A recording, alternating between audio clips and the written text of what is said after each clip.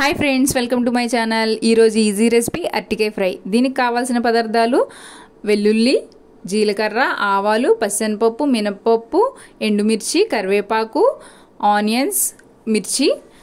ముందుగా అరటికాయల్ని తొక్క తీసేసుకొని చిన్న చిన్న పీసెస్గా కట్ చేసి సాల్ట్ వాటర్లో వేసుకోవాలి.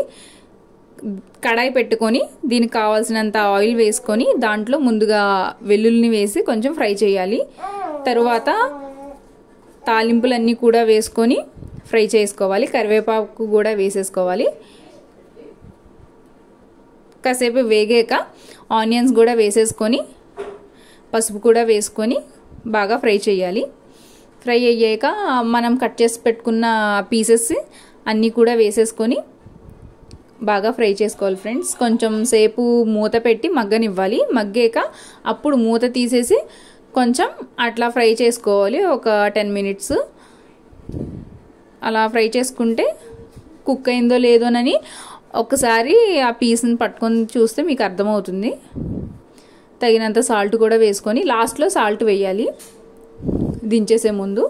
అంతే ఫ్రెండ్స్, ఈజీ రెసిపీ. మీరు ట్రై చేయండి తప్పకుండా. ఎలా వచ్చిందో కామెంట్ చేయండి ఫ్రెండ్స్.